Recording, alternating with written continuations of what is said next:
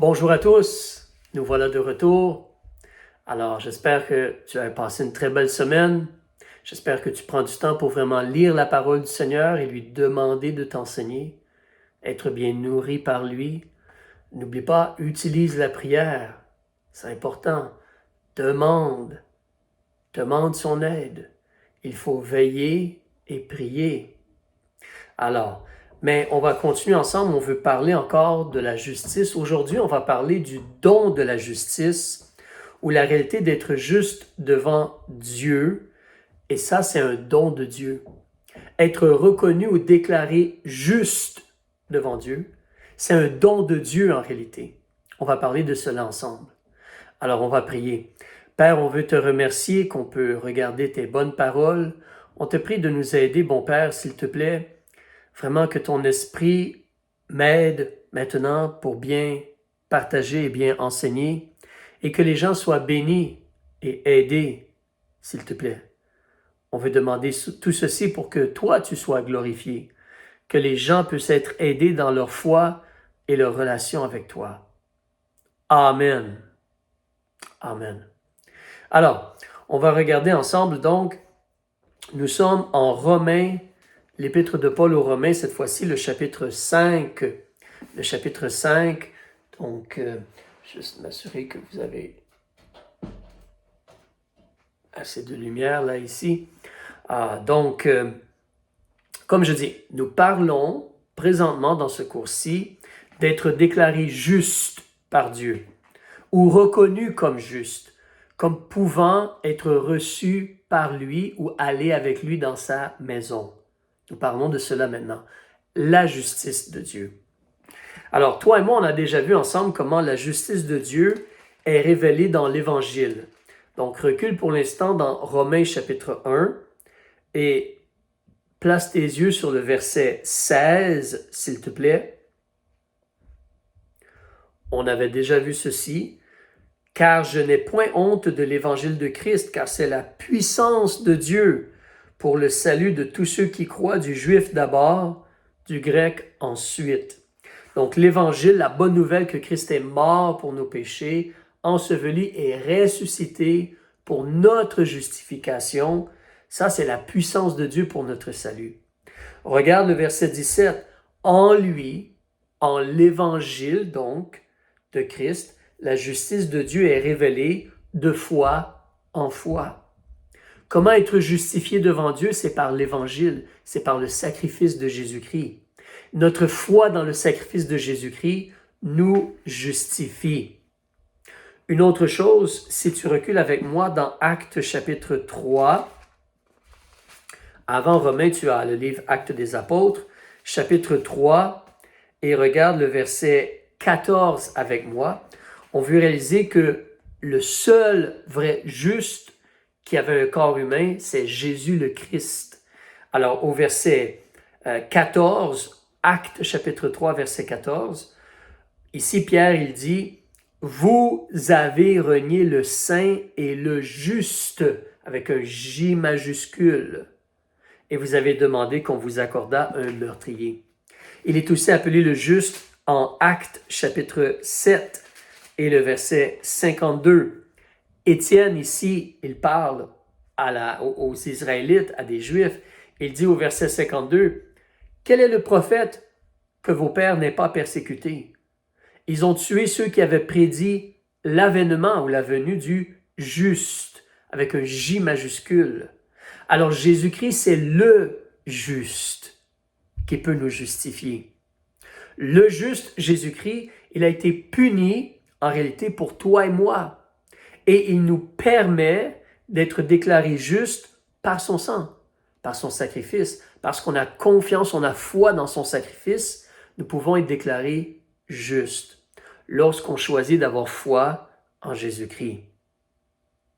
Alors, on veut continuer maintenant en parlant de la réalité que la foi, la justice s'obtient par la foi et la grâce et non par les œuvres. Pouvoir être reconnu ou déclaré juste par Dieu, c'est par la foi que l'on a dans notre cœur et la grâce de Dieu envers nous. C'est comme cela qu'un être humain peut être déclaré juste. Reviens dans Romains chapitre 5. Nous voulons regarder en grande partie le chapitre 5 aujourd'hui. Donc, au verset 1. Alors, Romains chapitre 5, verset 1. Les mots sont vraiment bien. Porte attention.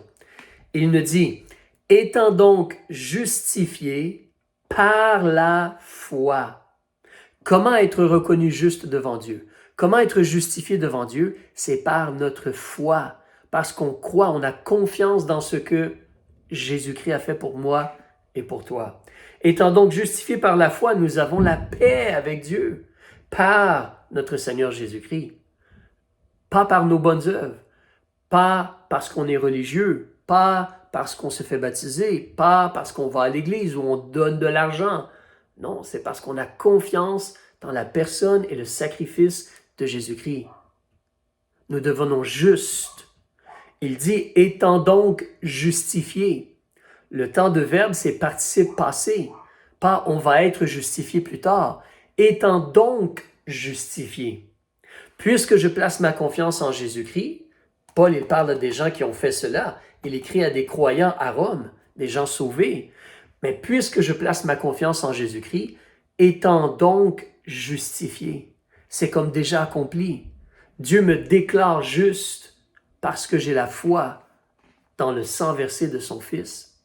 Verset 2. Donc, parlant de Jésus-Christ, qui par la foi nous a aussi fait avoir accès à cette grâce. C'est une faveur que je ne mérite pas, dans laquelle nous demeurons fermes. Je demeure ferme, solidement attaché à cette faveur-là. Et nous nous glorifions dans l'espérance de la gloire de Dieu. Parce que j'ai foi dans la personne de Jésus-Christ, la grâce de Dieu elle est sur moi, le sang de Christ couvre mes péchés et je suis justifié devant Dieu. Si tu veux, recule au chapitre 3, tourne une page, rappelle-toi ce qu'on a lu au verset 23. « Car il n'y a point de distinction puisque tous ont péché. Tout être humain ont péché, ont brisé la loi de Dieu et sont privés de la gloire de Dieu. Nous ne pouvons pas avoir ou aller vers la gloire de Dieu ou avoir la gloire de Dieu, aller vers le ciel, être reçus par Dieu parce que nous avons brisé la loi de Dieu. Nous sommes coupables. Nous méritons la punition. Mais là, quand tu tournes la page au chapitre 5, parce qu'il y a Jésus-Christ et son sacrifice, et parce que je place ma confiance dans le sacrifice de Jésus-Christ, j'ai la grâce de Dieu.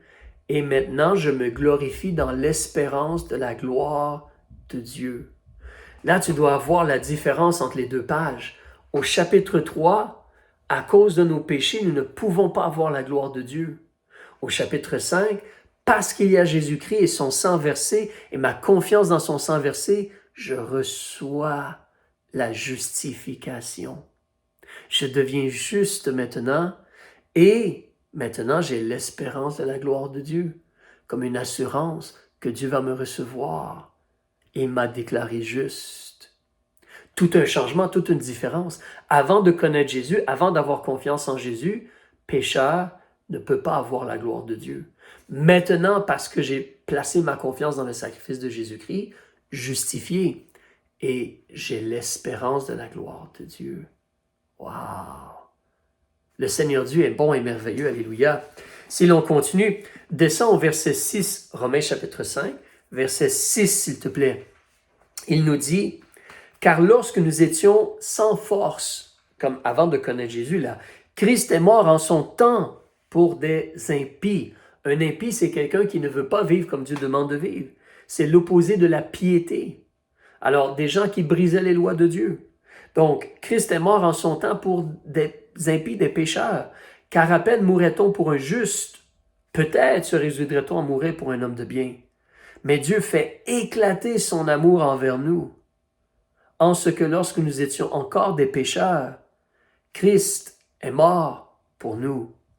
Étant donc maintenant justifié par son sang, à cause du sang de Christ et ma confiance ou ta confiance dans le sang de Christ, maintenant tu es justifié.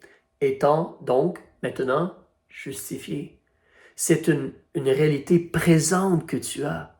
Présentement, tu es juste devant Dieu. Dieu te déclare juste parce que tu as placé ta confiance dans le sang versé de Christ. Incroyable, n'est-ce pas? Ça, c'est le salut en Jésus-Christ. Ça, c'est le salut de la Bible. C'est le salut que Jésus-Christ a offert quand il est venu. Alors, continuons. Verset 9. Étant donc maintenant justifiés par son sang, à plus forte raison serons-nous sauvés par lui de la colère de Dieu. Car si lorsque nous étions ennemis, avant comme ennemis de Dieu, parce qu'on brisait ses lois, nous avons été réconciliés, c'est accompli, non à cause de nos bonnes œuvres, pas à cause qu'on a été baptisé ou qu'on fait du bien. Il nous dit, nous avons été réconciliés avec Dieu par la mort de son Fils. À plus forte raison, étant déjà réconciliés, serons-nous sauvés par sa vie. Non seulement cela, mais nous nous glorifions, on se réjouit, même en Dieu, par notre Seigneur Jésus-Christ, par lequel nous avons maintenant obtenu la réconciliation. Réconcilié avec Dieu maintenant. Réjouis-toi, rends gloire à Dieu, réconcilié avec Dieu, justifié. Il y a une place pour toi assurée dans la maison du Père à cause du sang versé de Christ et parce que tu as placé ta confiance dans le sang versé du Christ. On se repent, on se détourne du péché, on place notre confiance en Jésus-Christ et Jésus-Christ nous sauve, il nous justifie. Alléluia! Donc, je continue. Verset 12. C'est pourquoi, comme par un seul homme, on parle ici d'Adam, tu vas voir dans un instant. Comme par un seul homme, le péché est entré dans le monde. Adam était le représentant de la race humaine. Il y avait Adam et Ève. Ève a été séduite. Adam a volontairement désobéi au règlement de Dieu et il a péché. Et donc, il a fait entrer le péché dans le monde. Et comme le péché est entré dans le monde, toujours au verset 12, donc le péché est entré dans le monde, virgule, et par le péché, la mort. Tu peux voir dans Romains chapitre 6, verset 23, le salaire du péché, c'est la mort. Donc, Adam a fait entrer le péché et en même temps, la mort est venue. La mort s'est étendue, de même, la mort s'est étendue sur tous les hommes parce que tous ont péché. Nous méritons la mort, nous méritons d'être séparés de Dieu. Nous méritons la mort physique, mais aussi la mort éternelle, la seconde mort, être séparés de Dieu pour l'éternité, dans l'étang ardent de feu et de soufre. Je continue au verset 13. Car le péché a été dans le monde avant la loi, mais le péché n'est point imputé quand il n'y a point de loi. Néanmoins, la mort a régné depuis Adam jusqu'à Moïse. Avec Moïse, la loi est venue. Mais le péché a été dans le monde et le péché n'est point imputé quand il n'y a point de loi. Néanmoins, la mort a régné depuis Adam jusqu'à Moïse. Les gens mouraient parce qu'ils avaient brisé la loi de Dieu.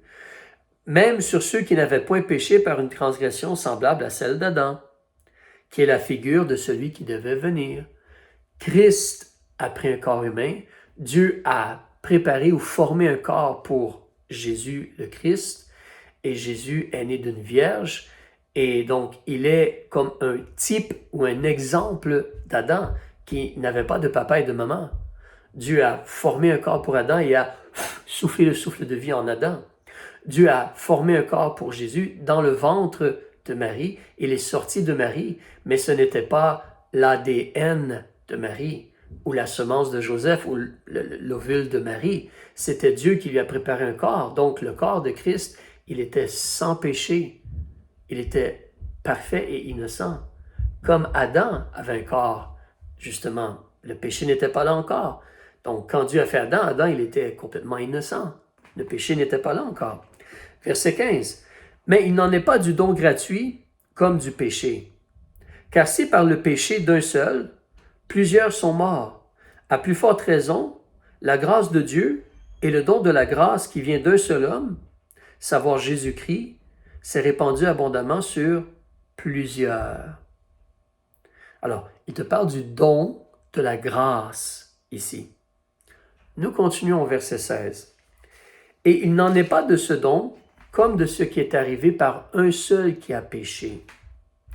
Car le jugement de condamnation vient d'un seul péché. Adam a choisi de manger de l'arbre de la connaissance du bien et du mal. Dieu lui avait dit, tu n'en mangeras pas, le jour où tu vas en manger, certainement tu mourras. et Adam a choisi d'en manger. Donc, le jugement de condamnation est venu. Il est mort physiquement. Il a été chassé du jardin d'Éden. Il a perdu la relation avec Dieu.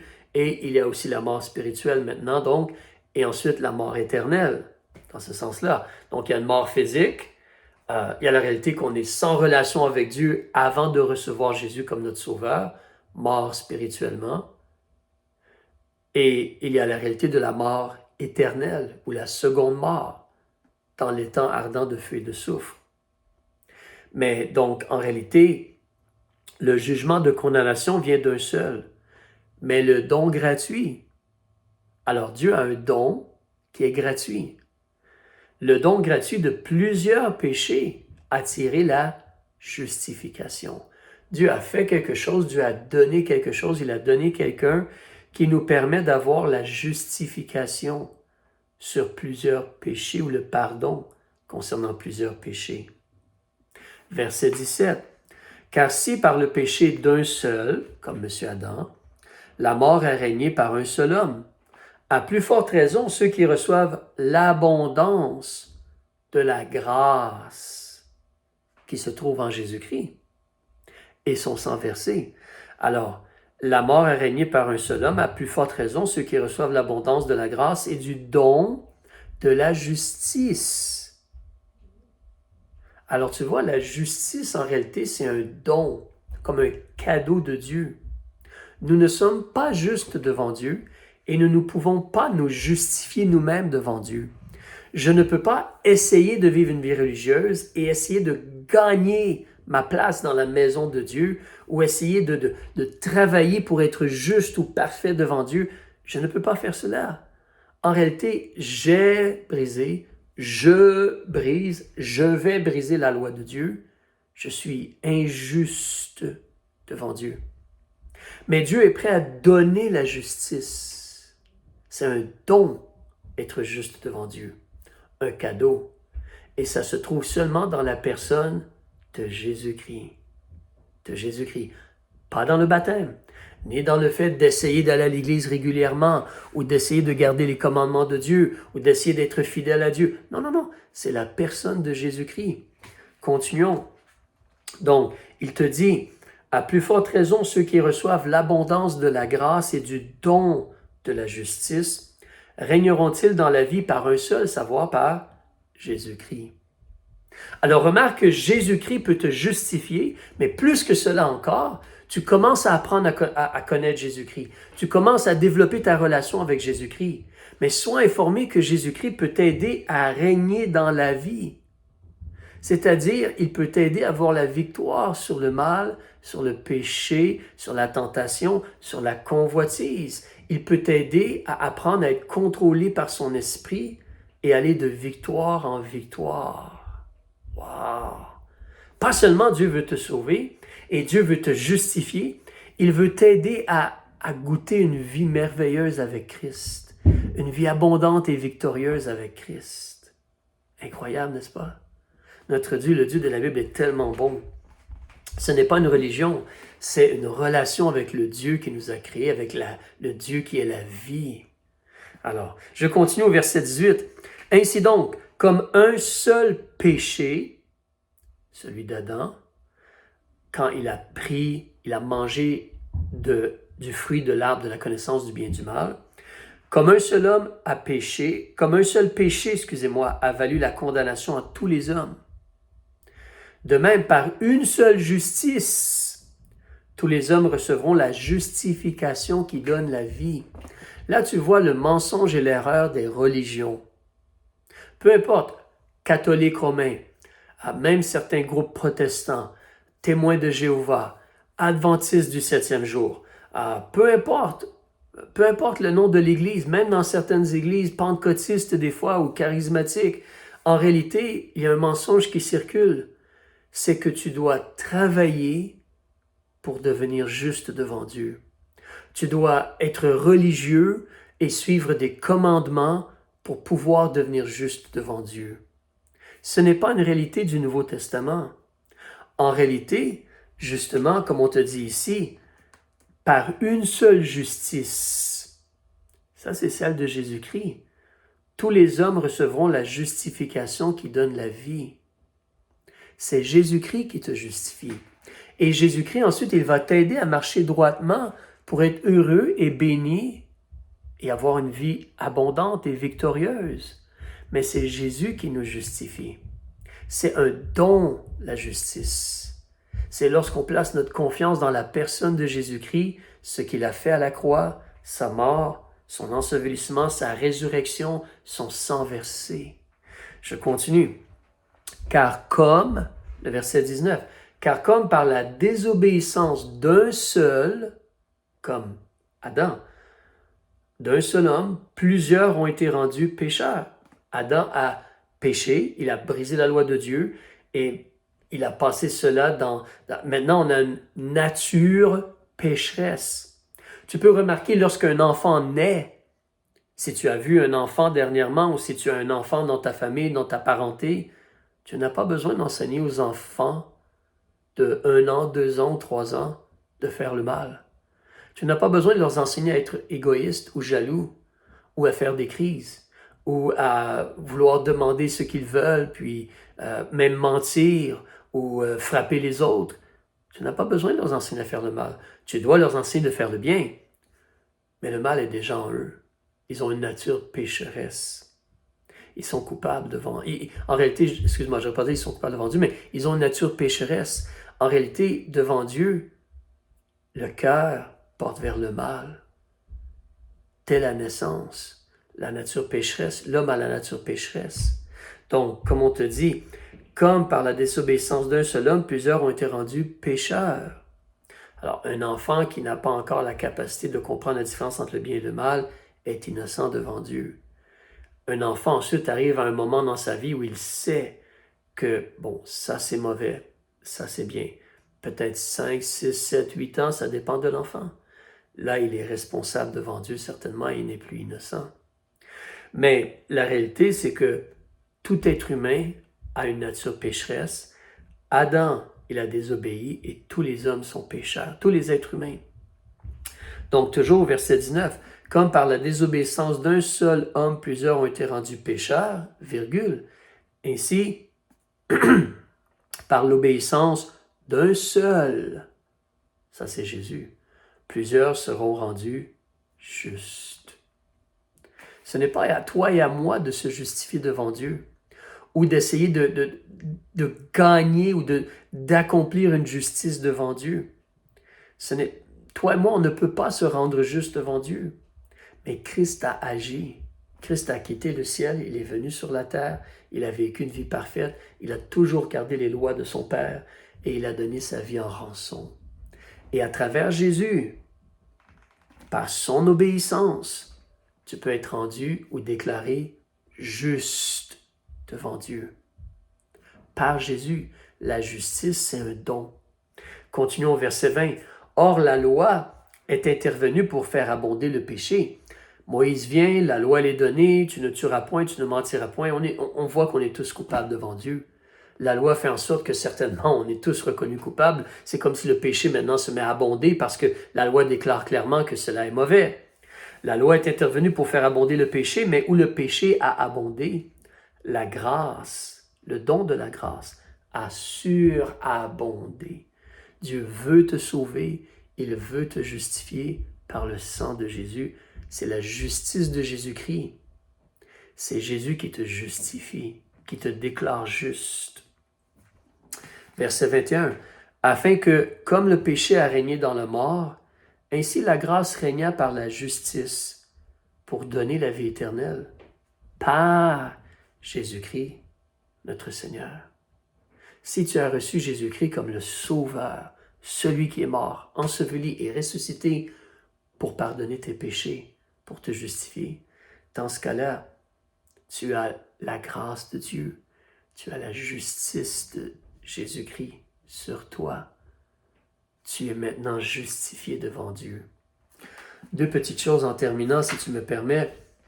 Si tu regardes dans Actes des Apôtres, au chapitre 13, page 186, page 186, chapitre 13, verset 39. Je vais même débuter au verset 38.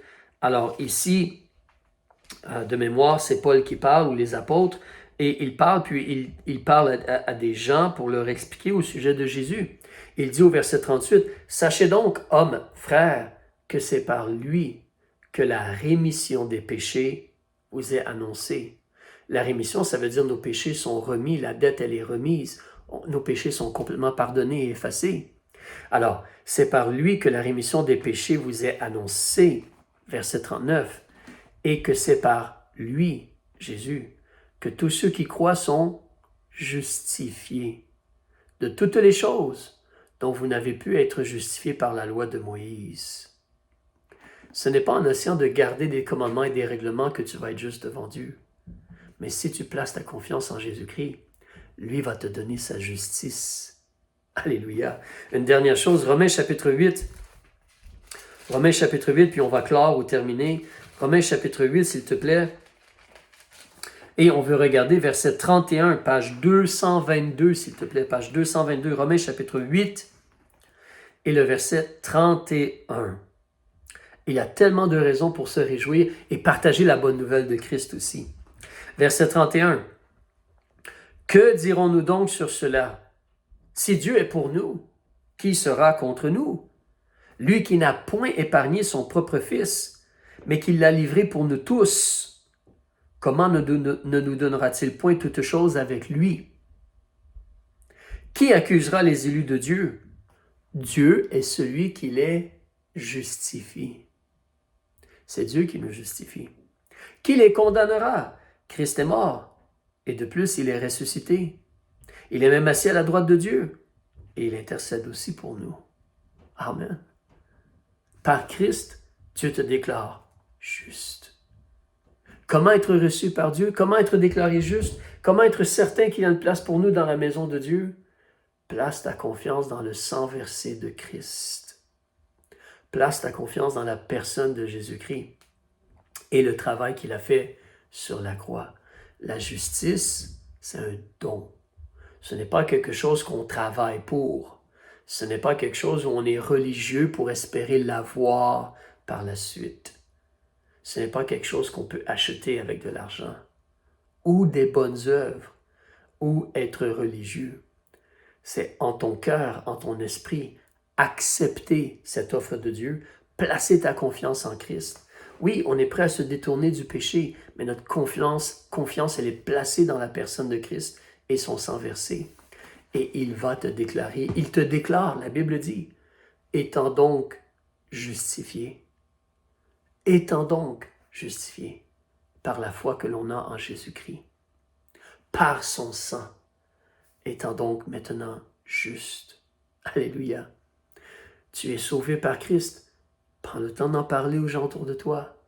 Essaye de témoigner, d'encourager les gens à écouter cette offre-là et recevoir cette offre-là, offerte par Jésus-Christ. Alors, on termine ici. Que le Seigneur vous bénisse et on se revoit du voulant au ciel ou la semaine prochaine. Au revoir.